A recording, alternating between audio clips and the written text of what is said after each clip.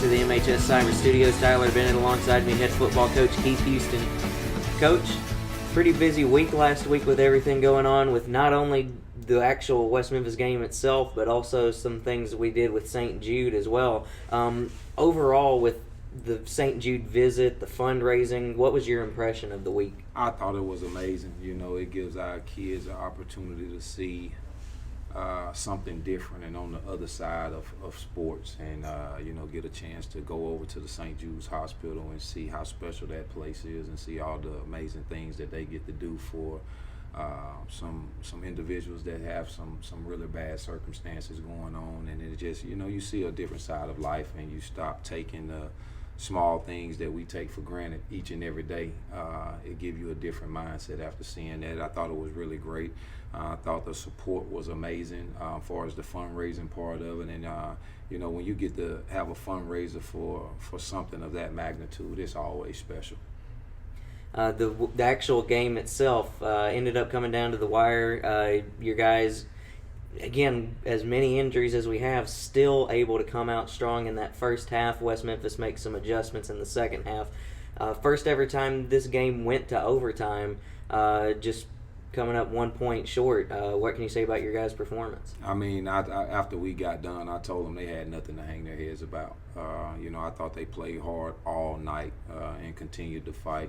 It was several times that we could have probably did some things different and give ourselves a better chance to win. But, at the end of the day, I thought they played really, really hard. And, we got to continue to move on. It's one game in conference, and, you put it behind you and you move forward and you get ready for the next conference game. One thing I was personally blown away with it, whenever I looked at film for West Memphis, they seemed to have a pretty solid run defense. Anthony Price had a game. Mm-hmm. What was that something specifically y'all worked on, was wanting to get the running game going, or is that just the way it fell? I mean, either way it go, you always want to get your run game started, no matter what, because when you open up the run game, everything else opens up for you as far as the pass game. But AP done a really good job, and our offensive lineman and Drew Granger was able to come in the game and give us some extra boost, if you want to say, and those guys executed on their assignments, and some holes was there, and AP and Antonio Graves did a really good job of running the football. Also, I have to give a quick shout out, even though he injured himself in the game, Dylan Chappell, he had himself a pretty solid game, able to play through in some points. He didn't even know that he had a broken collarbone. Mm-hmm. So one of the many players that we could highlight on the defensive side of the ball. I ask you this almost every week, but what's your grade for the defense? I wouldn't say a grade, but I would say I was really, really impressed with their performance. Those guys did a lot of good things. They did a lot of good things in that football game, and they played hard, played with a lot of energy, and the effort was there. And that's something that we always preach to our kids. If we don't have to coach effort and we can just correct the mistakes, then we feel like we're in good shape. All right, we'll put a pin in the first conference game. On to the next one. We got a little bit of a revenge game against Sylvan Hills. Last year, you guys taking the game in the actual regular season, Sylvan Hills getting a little bit of revenge themselves with a 17-14 win here at Patriot Stadium. Now, this year, going to Sylvan Hills, are you treating it like a revenge game, or is this just the second conference game? It's the second conference game. The kids remember. The coaches remember, but we're not finna put a stigma on the game as a revenge game or anything of that nature. We got to go out and we got to play Marion football and try to give ourselves a chance to be 1-1 in the conference, and that's all we worrying about. We worrying about being 1-0 each week, and that's all we trying to do, man. We're not gonna hype it up as a revenge game, but like I said, our kids remember what happened. After beating them early on in the season. It's hard to beat a team twice, and that kind of came back for us. But I feel if we go do what we need to do, we can give ourselves a chance to win. They do a lot of different things on the offensive side of the ball, as far as motioning and trying to get leverage on you. And our kids got to do a good job of recognizing the motions and getting lined up. And if we tackle well, we'll give ourselves a chance.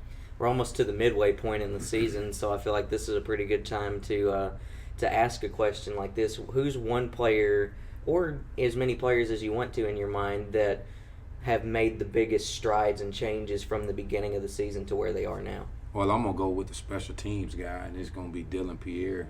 This kid, last year, I don't think he had one touchback.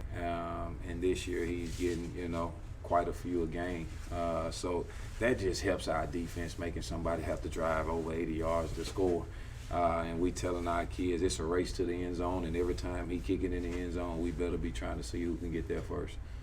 Well, Coach, seemed like even though it was a road game, technically, still a pretty good crowd at the West Memphis game. What did you think about it, and what are you kind of expecting moving forward? Man, I just want people to come support. We're going to continue to work to get better each and every week. The people in the stands means a lot, and that's what a lot of people don't understand is having people in the stands says a lot about your program. People want to come and watch, and it just give our kids an extra little boost of energy. And me too, when I look up there and see those people, it gets me excited, and I want people to continue to come out. We're going to continue to work, and we'll get things fixed. Anything you want to add? That's it. Thanks. Coach Keith Houston will be right back with the Patcast. You're in the mood for great Mexican food? It has to be authentic, and the customer service has to be amazing. At Mi Pueblo Authentic Mexican Food, you'll get both. Mouth-watering, delicious, and authentic Mexican food combined with attentive service along with live music and homemade tortillas. You're sure to have a great experience to remember. With locations in both Marion and West Memphis, you're never far away from Mi Pueblo Authentic Mexican Food. So go get your Mexican food fix today at Mi Pueblo Authentic Mexican Food. Every day you take simple steps to protect your family. Whether it's the neighborhood you live in, the car you drive, or the channels you watch. At Farm Bureau Insurance, we're here to help with life insurance to protect your family's financial future, serviced by agents trained to customize life insurance coverage to you and your family. From last expenses to mortgage protection to your children's education to retirement. Your local Farm Bureau Insurance agent is on hand and ready to provide the reassurance and protection you need. Call today for your free, no-obligation review of auto, home, and life insurance that's custom-tailored just for you. In Crittenden County, call Farm Bureau Insurance at 870-739-4436. A proud Patriot partner. And welcome back to this week's edition of the Patcast. Sitting down for, tentatively, the last time as the Hometown Showdown has come to an end, Mr. Grandon Gray. And from the Weems World Foundation, Miss Tawana Smith. So thank you guys so much for coming back. Thanks, one more time. It's been one heck of a ride, past month and a half, getting the world ready for the Fred Leonard State Farm Hometown Showdown. And now that we're on the other end of it, it's time to kind of reflect and see all the good that did come from this. Let's start with that media day last week. Personally, this was one of the most gratifying experiences of the week I had, because we got to engage with students who, only have honesty. They're not media trained or anything like that, and we just got honest answers. I enjoyed asking questions from both sides, and Weems World was the sponsor of Media Day and did a bang-up job with that. What were your impressions as you were attending Media Day of these two teams coming together for this press conference? Yeah. I thought it was an amazing experience for them. I know that as Grandon, the man with all the ideas, continue to reference it in relation to the SEC Media Day, and as an SEC athlete myself, I thought that it was a great opportunity for them to experience what it's really like when the lights come on, and to be able to carry themselves and communicate professionally outside of the lines a little bit. So I thought everything came together wonderfully, and it was a great job and effort by both communities. So really good job. What were your impressions as you watched this take place? Well, it was a very special day. I mean, obviously, we had visited St. Jude earlier, and then bringing the student athletes back on the campus of ASU Mid-South, which they were very gracious hosts, world-class facilities. They had everything that we needed. They were a great demilitarized zone, as Dr. West put it. You're right. Yeah, that's exactly how she put it. But it was just one of those things where you kind of you thought you had an idea how it would go, but when you have a coach that actually texts you the day after and says, "Hey, Grandon, I'm not gonna lie, I didn't know what to expect, but I see what you guys are trying to do, and I appreciate the fact that you gave our players and our students that platform." it made everything worthwhile. So, but at the end of the day, there's no way we couldn't have done it without Wings World Foundation and also ASU Mid-South. Yeah, so it was definitely a community effort. As if you were a sponsor of the Hometown Showdown, it seemed like everybody, Mike Chesney was a little bit of an MC for that. Yes. Fred Leonard being the title sponsor. If you had a stake in that fire, you were there, and it was a lot of fun to see everyone's efforts coming together for this peaceful moment. Yes, the calm before the storm, right? Right. Now, one of the things that we definitely want to hit on and talk about is, along with the trip to St. Jude, there was the St. Jude Game Day Give Back. Correct. And you texted me the final results on that. And what are we looking at? What were those final results from all 4 teams? Yeah, so I would say as the total tally, it was like $18,575.10. Wow. Team Blue Devil, they actually were the top team. I think they were a little bit over $7,500, and then Team Patriot came in. They were a little bit over $5,000. ASU Mid-South, they were over $3,000. And then Team Fred Leonard, they actually the last few days they really came and really put in a great effort. So they were right at about $1,200. So collectively, we were able to raise over we almost doubled our goal. Our original goal was $10,000. So I think it was just great. Everybody was energized and got on board with it. So we appreciate everybody. And if I recall, St. Jude kind of imposed that $10,000 goal on us as a part of their template for these events. So maybe next year, as we look to renew this, maybe a little more credit to Grandon County. I think it definitely. They didn't really know what to expect because, as Justin Bodie and James Stafford said in previous Patcast, there was no template for this. We were the first. Like, they don't really deal with high schools. They normally deal with more on the professional ranks. So I think we were the blueprint for something that's going to bring a lot of good to a lot of people around the country. Right. But one thing that I will say, and this is kind of thinking about next year, is just continue to challenge both communities to get involved, but I also challenge the business community. Yes. If you saw what we were doing, if you want to get involved, we just ask the business community to get involved as well, and that way we can even raise more money. So. Yes. What were your impressions, Ms. Smith, of the St. Jude Game Day Give Back? Yeah, I was really, really excited. It was a lot going on. Oh, yeah. There was a lot going on around this one game. So much so that, you may wonder on the outside looking in, would every piece of this puzzle get the attention that it deserved? And so I was really happy that that initiative didn't get lost, the good to come out of this. It didn't get lost into the competitiveness of the game. So I was very, very impressed. And I think that, just the effort from Team Patriots' perspective that I saw going into this was, people who are doing a lot, doing a little more. Yes. And that's hard to come by. Yes. In this time and era of public education, time is of a premium. Yeah. And there were a lot of people on our end. Right. And I will say congratulations to Team Blue Devil. St. Jude wins on this one. Right. I know that sounds a little cliche. Right. Yes. But, so does Team Blue Devil. They raised the most, and that is something that they are to be commended for. We thought we were neck and neck, but how people lay in the weeds until last second. Last second shot. But hey, whatever it takes to make sure that St. Jude's mission is bolstered by this community, that's something to be commended for. So congratulations to Team Blue Devil, you deserve it. To Team Fred Leonard State Farm and ASU Mid-South, it was just a community effort to do that. Last Friday we started out the festivities with the JR&K tailgate party. Yes. Had the PC band going. I heard them in the distance while we were setting up.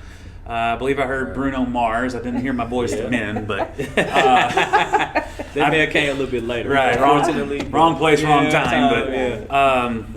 How did the JR&K tailgate go as the organizer and as somebody who probably kicked his feet back and enjoyed it a little bit? Well, actually, I wish I could say that I kicked my feet back, but I was too busy orchestrating helicopters coming down and some other things, but it was all worth it.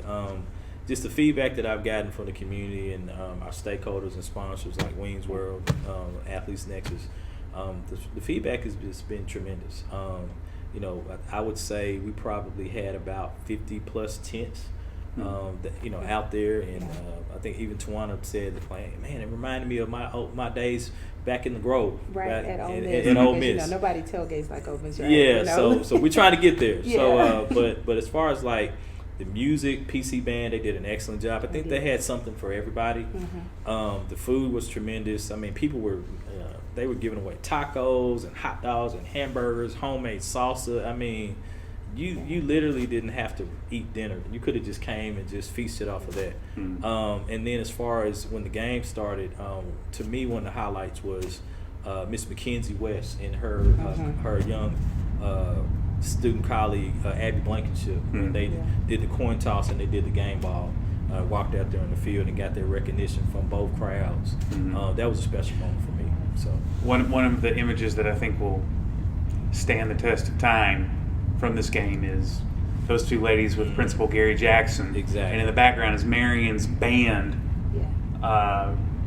decorations that say Queen. Yeah. Right. That right. to me says a lot. That image right there. Right. That these ladies are queens in our community because they are fighting a fight that the rest of us wouldn't dare Absolutely. want to take on. Yeah. So tremendous kudos to them and to you for organizing it so that these advocates for our community that say, look what St. Jude does, I'm a living testimony. Right. That was tremendous. All right, so once we got the pomp and circumstance and the tailgate and everything out of the way, it was time to play football. Yep. And the 2019 edition of the Fred Leonard State Farm Hometown did not fail to disappoint. Yeah. You had everything. Down to the You last had- play. Down to the last sure. play. You had a blowout at one point. You had a comeback. You had overtime. You just had everything. What were your impressions of this contest? It was like a heavyweight fight. Yeah. I mean, you had, the Patriots, they came out like game busters, and then Blue Devils tried to climb back in it. Halftime, I think Coach Elmore did a good job of making some adjustments. The momentum had shifted, but then to the Patriots, to their tribute to them is that they never gave up. So they just kept coming. And, it's just one of those games where unfortunately there had to be one winner. So that was just kind of my takeaway. Yeah, I think it was an amazing ending to an amazing night, the entire week, and to cap off a game that will go down in history. Oh, yeah. Yeah, it will definitely go down in history. I thought it was amazing. It was amazing for it to end in that way. Yeah, I mean, I hate we were on the short end of it. Right. And some could argue we would hate the reasons that we were on the short end of it. But, to me, it's just one of those where it absolutely had every single facet It did. that you could kind of pick and choose for future generations or for, your kid or whatever. Like, I could take this and use this as a teachable moment. Yeah, or it was kind of like I remember where I was. Right. One of those type when that of moments. happened. Yeah. For sure. Yeah. Under the bleachers. So, but, everything to be said. Right. And as we put a period on last year, everything to be said about it. We're not stopping here, are we? That's not the plan. That's not in my DNA. Okay, so if it's not in your DNA, then to stop, what are you working with, crystal ball year away that we have to host and I'm going to get to work with you on and have a, boatload of fun? What are we looking at? So if I had my way, I mean, obviously it's going to be coming back to Mirroring America. So we do have some space challenges with the stadium. So I know there's a piece of property across from the stadium. If I had my way about it, maybe we could access that and do some great things. So that's just like tailgate would be number one. Number two, definitely want to expand on the whole St. Jude game to give back, want to continue that relationship. There's something there. I mean, it's no question that's not going anywhere. And then as far as like the media day, I mean, that's where I know Wayne's World, they're going to take, they're going to help us out, take a bigger role. Maybe try to expand it maybe into an actual luncheon, maybe bring in a keynote speaker. I already have my feelers out to some folks that could come in. So, just trying to not try to do too much where we water it down, but just, try to accent it. So. Right, for sure. Make it more efficient, expand it. But it was a great experience. Yeah. It's not broken. What Yeah, So, No, we're not gonna fix it. there's nothing to fix, Yeah. but there's nothing wrong with putting lipstick on the pig, I guess, sure. as Right. our For sure. superintendent calls it. So, yeah, and we should be excited for that because it's not every day that Crittenden County gets to be put on a platform like that, which is sad because there's a lot here. A lot of great Yeah, I things agree. here. There's a lot A of lot of great things here. just and good things, A lot of people aspire to greatness, but you should just aspire to be goodness, Yeah. And I think that a lot of that was exposed Yeah. through this year's edition of the Hometown Showdown and everything that led up to it. But I think that the fact that we can kind of hone in on these things because we've done it before now. Yeah. Right. So and getting to put the Patriot touch on it this time, that'll be a lot of fun too. Yeah. So. Oh yeah, Get your- definitely. Get your creative hat. Yeah. Let's get those creative juices flowing. For sure. Grandon, Miss Tawana, is there any final thoughts that we have on the 2019 edition of this football game? No, I'll just say it's amazing. Already looking forward to next year. Sports is something that is designed to bring people together. So we're just looking forward to doing this all over again. Yeah. And she's being very modest. We definitely, want to continue the whole, hometown showdown, but, we may be looking at some other sports and other avenues to try to bring people together and do good. Yeah. So, just whenever I come calling and I kind of like what you say, like, hey, what about this? Or can you do this? Yeah. So if I ever come to your office, Just nod your head up just and nod down. your head up and down. Yes.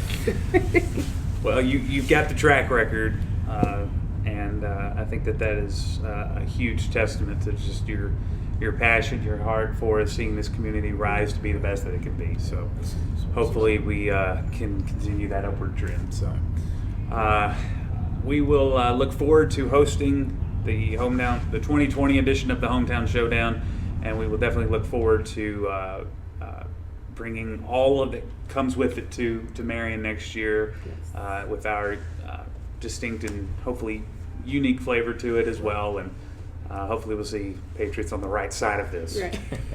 Whew. I think we found every way to lose it now. Right. All right. So we'll be right back after this with this edition of the podcast. Having served Eastern Arkansas since 1966, Fidelity Bank is a financial staple in Crittenden County. With the main branch in West Memphis, Fidelity has multiple branches and ATMs in Marion and West Memphis to serve you. With their various online resources, Fidelity has you covered in a digital world.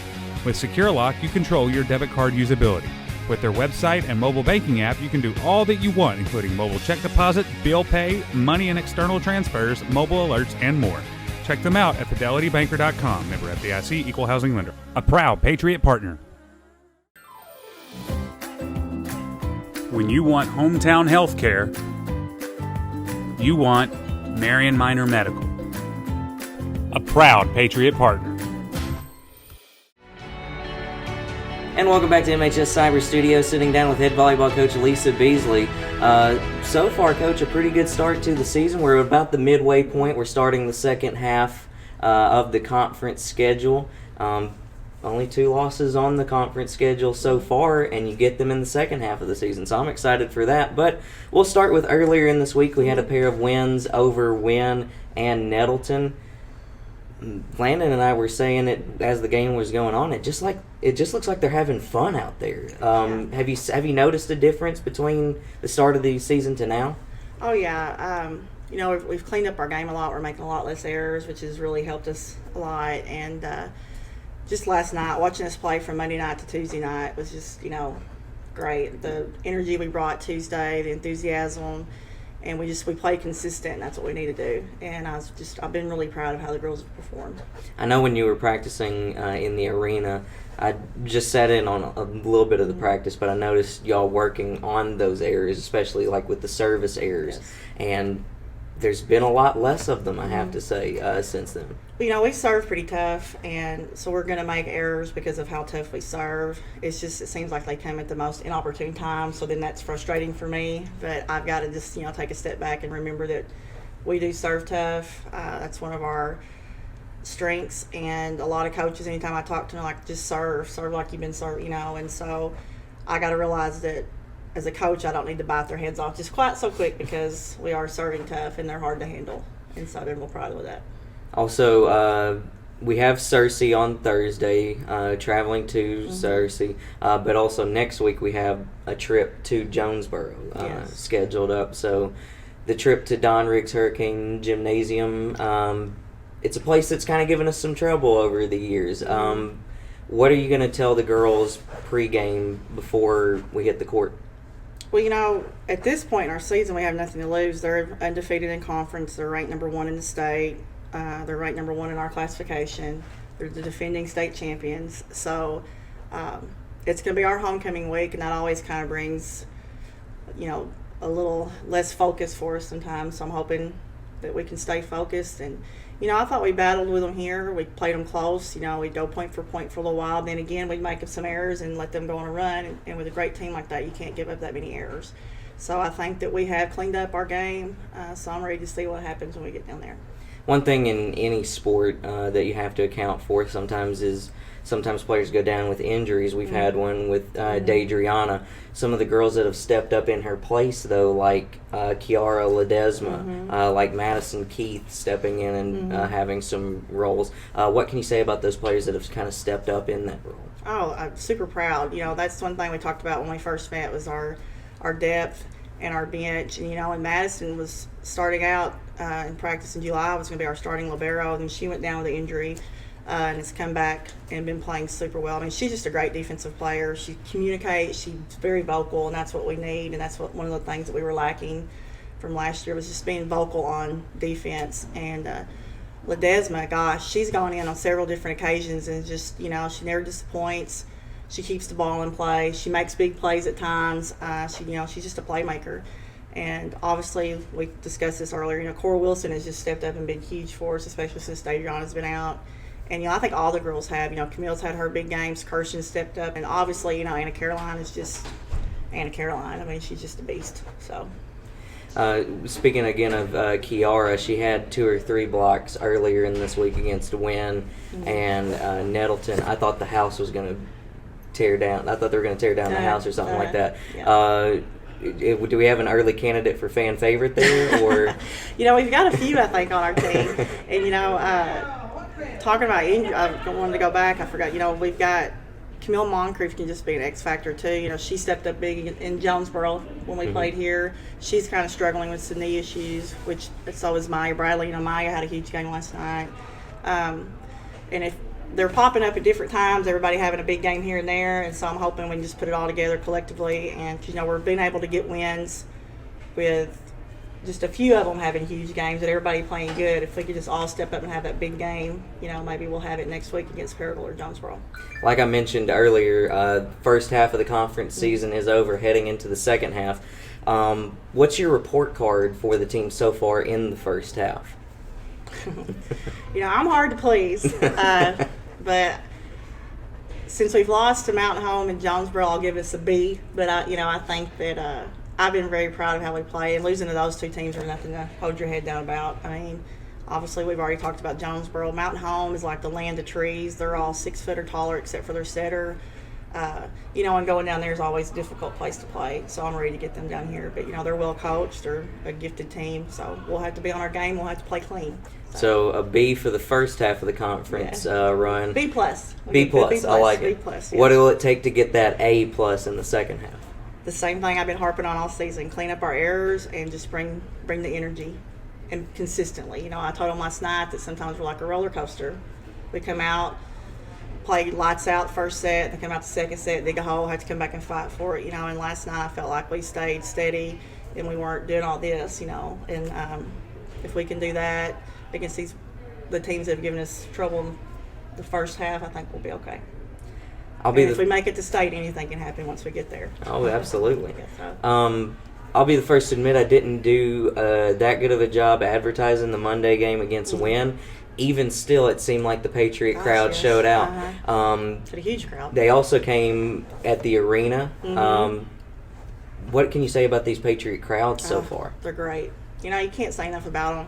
And it makes such a difference, especially with volleyball, and we've talked about this before, such a game of momentum. And when you have such a crowd like that stays in it and is cheering and is loud, it's amazing, and it really helps us more than probably more than they know, unless if they play something. But it just, especially in our atmosphere where they're right there and it's so close and it's so loud, and I just can't thank them enough for showing up and showing out. Anything you want to add, Coach? Just thank you for all you do. Coach Lisa Beasley, that's it for this week's edition of the Patcast. We'll see you next week. Go Pat.